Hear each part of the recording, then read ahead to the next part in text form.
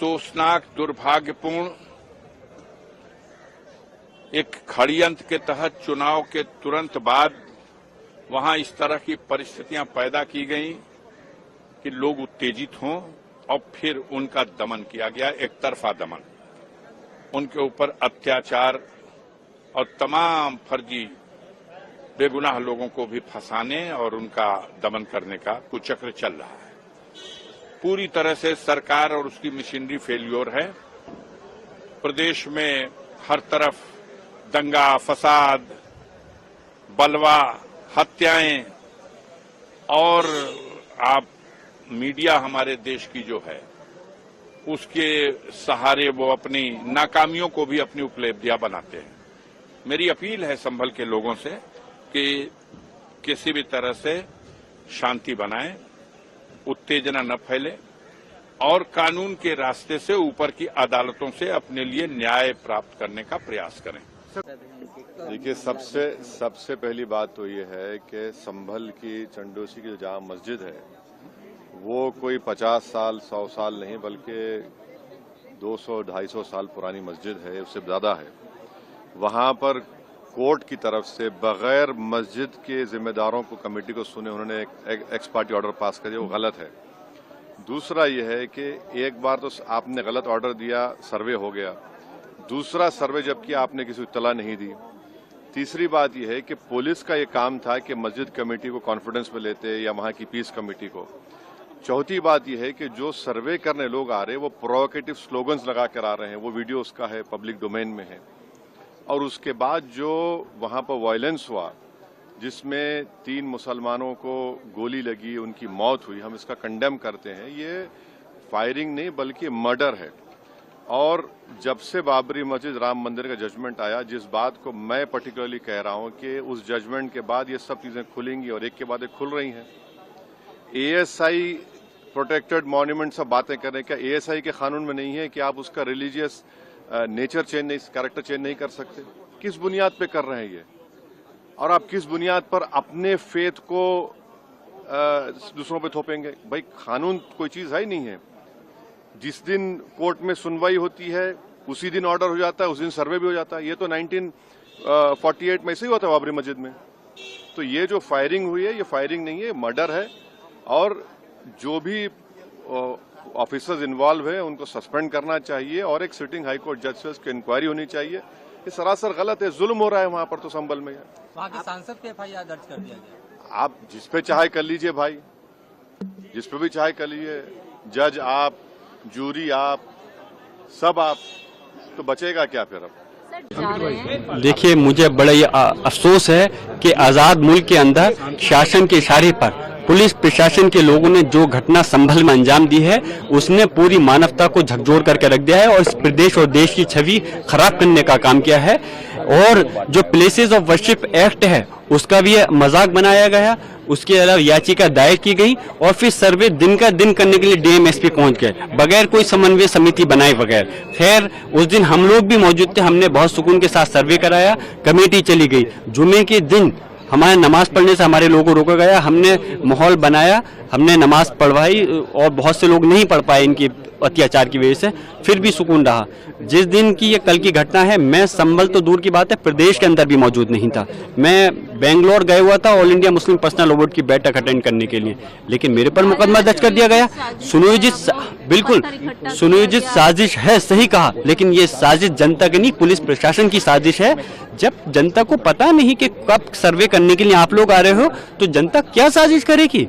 और ये साजिश पुलिस प्रशासन को पता था कि हम रात के पहरे में जा रहे हैं। इन्होंने साजिश के तहत सरकारी असलों के साथ प्राइवेट असलों से गोली चलाई है, हमारे 5 मासूमों की हत्या करी है, बहुत से लोग घायल हैं, झूठा मुकदमा दर्ज किया है और अब उनके साथ अत्याचार होगा। मुझे अफसोस है कि इन अधिकारियों के खिलाफ हत्या का मुकदमा दर्ज हो और ये सलाखों के पीछे जानी चाहिए। आप संभल जा रहे हैं?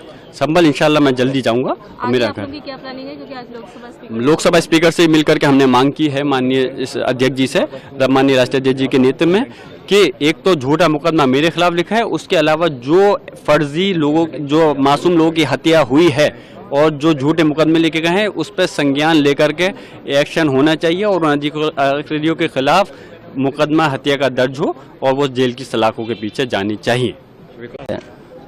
जो घटना हुई है, हमारे सांसद जियाउर रहमान जब संभल में ही नहीं थे और उसके बावजूद भी उन पर एफआईआर दर्ज करना, ऐसा उदाहरण कभी किसी को मिला होगा देखने को, सुनने को?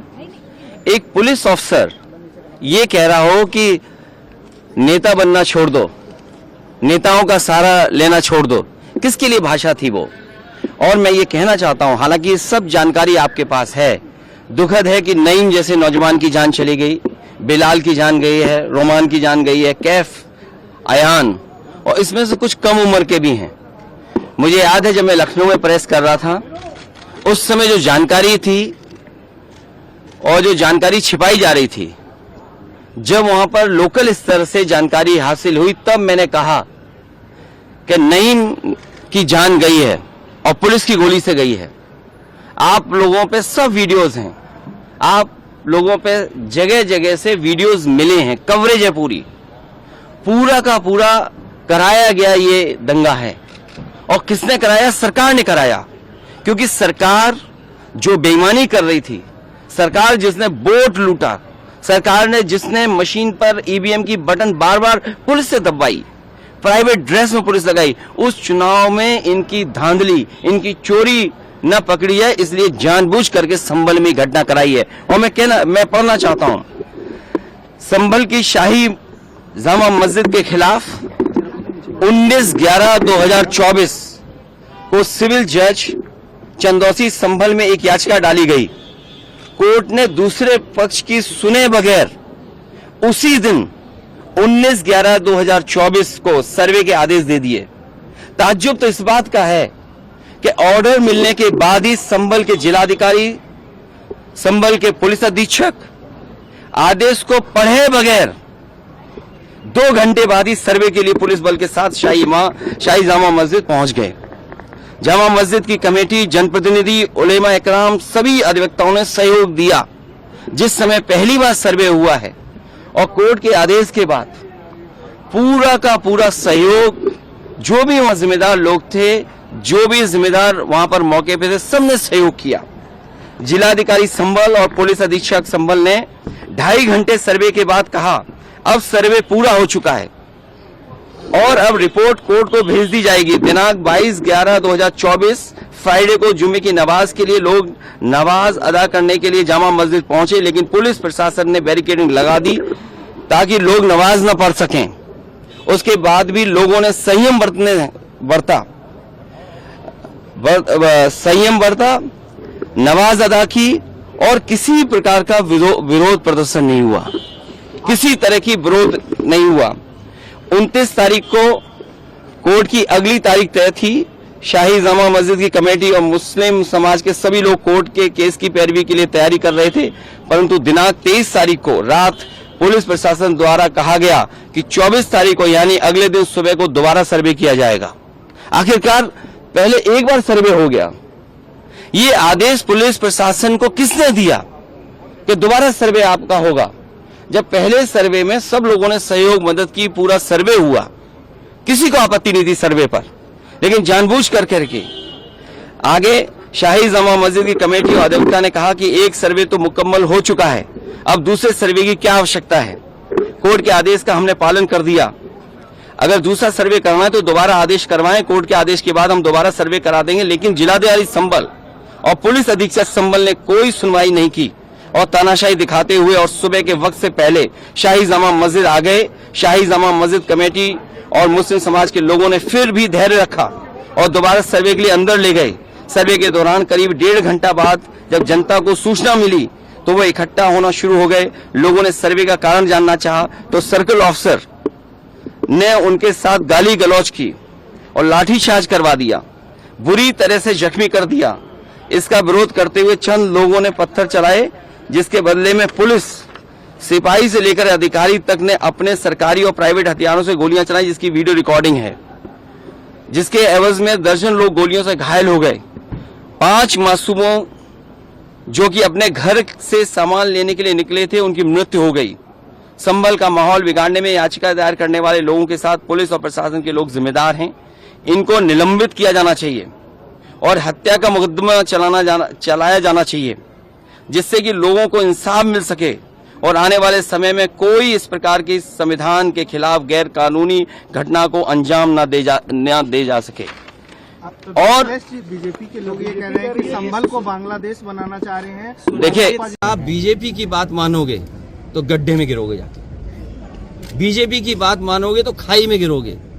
बीजेपी वालों से पूछिए, क्या चुनाव कराया था आपने उत्तर प्रदेश में? कोई ऐसा मुसलमान भाई नहीं था जिसको इन्होंने रोका ना हो। लाठी से, बंदूकों से गाली गलौज की इन्होंने। हम लोग लगातार कहते रहे और फिर बीजेपी के पास जवाब किया जब चुनाव आयोग को शिकायत की गई तो चुनाव आयोग ने खानापूर्ति कर करके कुछ अधिकारियों के खिलाफ कार्रवाई की। क्या ये बता सकते हैं क्यों कार्रवाई हुई थी उनके ऊपर?